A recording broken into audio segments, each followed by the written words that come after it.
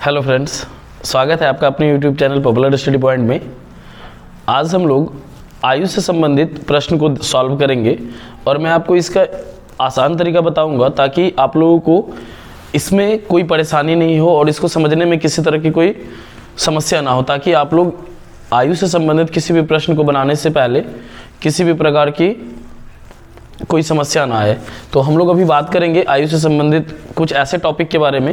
पहले मैं इसका आपको एक कॉन्सेप्ट बताता हूँ ताकि आपके किसी भी एग्जामिनेशन में एक बात हमेशा पहले आप लोग को यह याद रखना होगा कि यह जरूरी नहीं कि यहाँ पे आपको नूरी और सोनू ही दिया हुआ रहेगा या 5 वर्ष पश्चात या 3 वर्ष बाद का दिया हुआ रहेगा। आपको एग्जामिनेशन हॉल में सबसे पहले एक चीज़ याद रखना है कि आपका नाम चेंज किया जा सकता है, आपका कितना वर्ष बाद और पहले है यह चेंज किया जा सकता है, कितनी गुनी है यह चेंज किया जा सकता है। तो यदि आप इसे रट्टा मार के जाएंगे तो आप एग्जाम हॉल में जस्ट सोचेंगे कि ऐसा तो हमने क्वेश्चन पढ़ा ही नहीं था। तो इसका केवल एक कॉन्सेप्ट आपको याद रखना है, उसके बाद आपको कोई परेशानी नहीं होगी।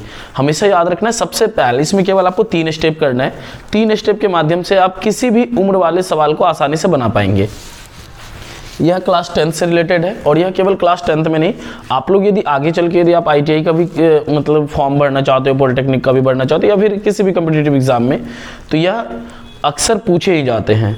तो आज मैं इसे आपको केवल लॉन्ग प्रोसेस में बताऊंगा क्योंकि आप लोगों के आने वाले एग्जाम के लिए यह काफ़ी महत्वपूर्ण है। फिर मैं आपको दूसरे वीडियोस में आयु से संबंधित जितने भी प्रश्न हैं उन सभी के शॉर्ट मेथड बताऊंगा। तो आज हम लोग देखते हैं कि इसमें 3 स्टेप क्या क्या है। केवल आपको ये 3 स्टेप याद रखने हैं ताकि आपको किसी भी तरह का कोई परेशानी नहीं होना है। तो सबसे पहला स्टेप आपको यह याद रखना है कि जब कभी भी आप क्वेश्चन को पढ़ते हो तो जो पहले दिया हुआ नाम रहता है उसको हमेशा x मानना है और जो बाद में दिया गया होता है उसको हमेशा y मानना है। ऑलवेज हो सकता है आफ्ताब वाला प्रश्न रहे कि आफ्ताब अपनी पुत्री से कहता है, तो आफ्ताब पहले होगा तो पहले x हो जाएगा, वो पुत्री बाद में है तो वो y हो जाएगा। मतलब आपको कोई भी प्रश्न दिया रहे, जो पहला रहेगा वो x होगा और जो बाद में रहेगा वो y होगा। ये ऑलवेज। दूसरे इसमें हमेशा याद रखना है कि उम्र का एक यह कंडीशन होता है कि कभी भी यदि उम्र बढ़ता है तो दोनों के लिए बढ़ता है और कभी यदि घटता है तो दोनों के लिए घटता है। फॉर एग्जांपल मैं आपको एक छोटा सा एग्जांपल बताता हूँ कि सपोज कीजिए कि मेरा उम्र 20 साल है और मेरे पिताजी का उम्र 50 साल है, तो 5 साल के बाद मेरा उम्र 25 हो जाएगा और मेरे पिताजी का उम्र 55 साल हो जाएगा। ऐसा नहीं होगा कि मेरा उम्र 25 साल हो जाएगा और मेरे पिताजी का उम्र 50 साल ही रह जाएगा, ऐसा कभी नहीं हो सकता है।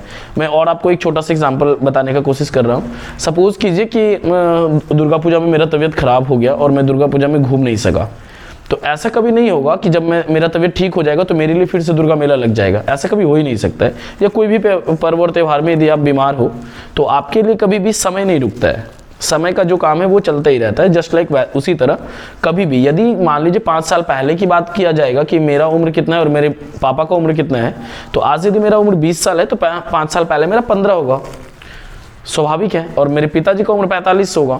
तो बस आपको यह कॉन्सेप्ट याद रखना है कि जब कभी भी आपको कहा जाए पूर्व पश्चात कुछ भी, यदि आप अपने उम्र में यदि आप जोड़ रहे हो तो आपको जो अगले का उम्र दिया उसमें भी जोड़ना पड़ेगा, और यदि आप घटा रहे हो तो आपको दोनों में घटाना होगा। दूसरा स्टेप ये था।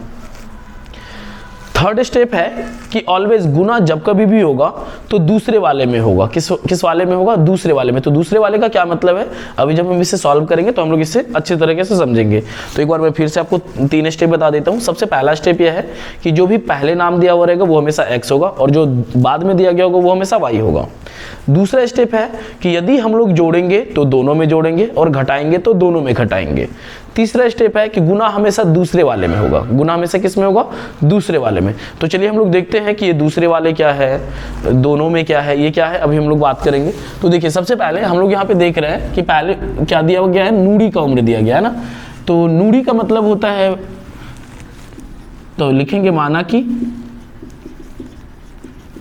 नूरी की आयु बराबर x, फिर किसका उम्र दिया हुआ है? सोनू का दिया हुआ है।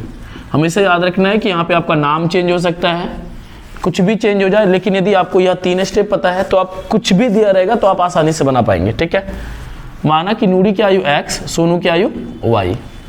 5 वर्ष पूर्व, पूर्व मतलब पहले होता है, पहले मतलब माइनस होता है ना, पहले के बारे में भैया बात कर रहा है, 5 वर्ष पूर्व के बारे में।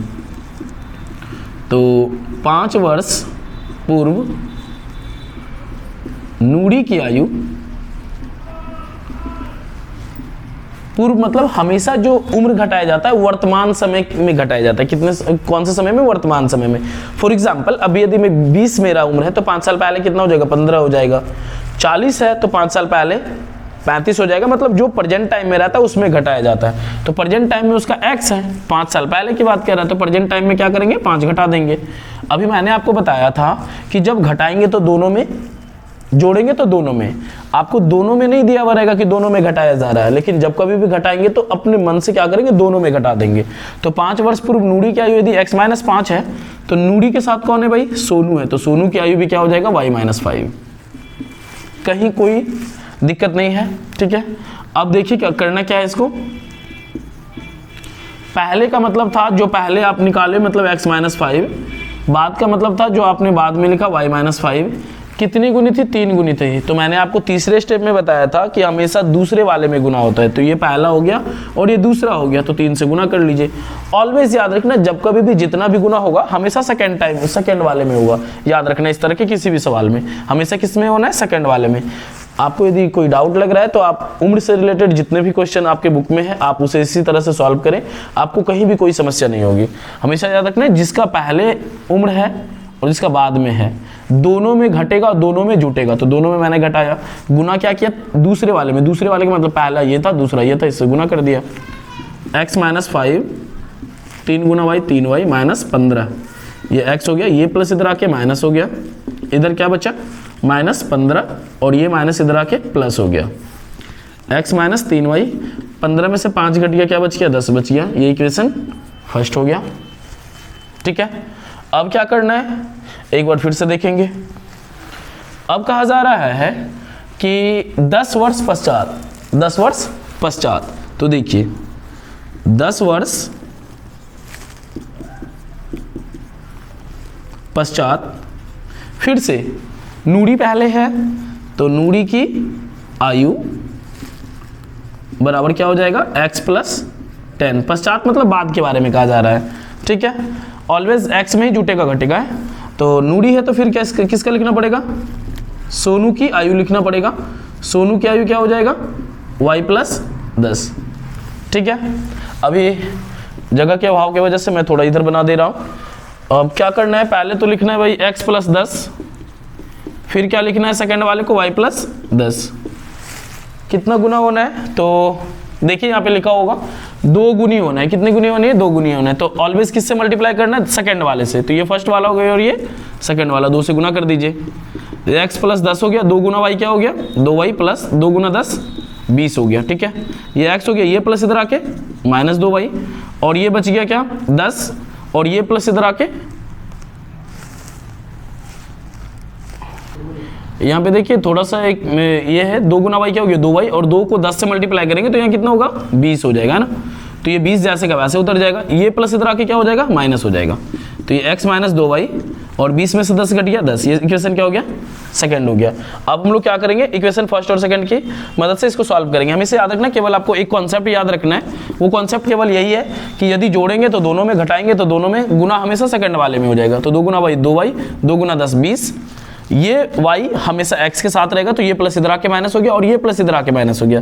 20 में 10 घट गया, क्या हो गया? 10। अब क्या करेंगे, समीकरण 1 और 2 से, समीकरण 1 तथा 2 से, आशा करते हैं कि समीकरण 1 और 2 से तो आप सभी को बनाना आता ही होगा, लेकिन फिर भी मैं सॉल्व कर दे रहा हूँ। तो समीकरण 1 क्या था? x - 3y बराबर -10, और सेकेंड इक्वेशन आप लोगों ने निकाला x - 2y = 10, minus plus minus, है ना। ये दोनों कट गया, 3y में से 2y घट जाएगा तो क्या बचेगा? -y, और minus minus plus, that means ये कट गया, y का वैल्यू 20, ठीक है। फ्रॉम फर्स्ट, दैट मीन्स समीकरण 1 में y का मान रखने पर। तो समीकरण 1 क्या था आपका? x - 3y = -10, x - 3y का वैल्यू कितना? 20 बराबर -10, 20 गुना 3 60 बराबर -10, x बराबर -10, और ये प्लस इधर आके क्या हो गया? माइनस इधर आके प्लस हो गया, दैट मीन्स 50। इसका मतलब यह है x आपने किसको माना था? नूरी की आयु, तो नूरी की उम्र हो गई 50 वर्ष, और y किसको माना था? सोनू को, तो सोनू का उम्र क्या हो गया? 20 वर्ष। याद रखना, जगह के अभाव की वजह से मैंने यहाँ पे लिखा है, जबकि आप लोगों को नीचे लिखना था, इसीलिए नूरी की आयु बराबर 50 वर्ष, ठीक है, तथा सोनू की आयु बराबर 20 वर्ष। इस तरह से आपका आंसर पूरा का पूरा बन गया। तो मैं आशा करता हूं कि आप लोग को यह वीडियो अवश्य समझ में आया होगा, और मैं आपसे रिक्वेस्ट करता हूं कि मैं इसका शॉर्ट प्रोसेस बिल्कुल काफ़ी जल्द आप लोगों के सामने लाऊंगा। और यदि आप लोग को यह वीडियो पसंद आया हो तो प्लीज़ इस वीडियो को लाइक कीजिए, अपने दोस्तों में शेयर कीजिए। धन्यवाद।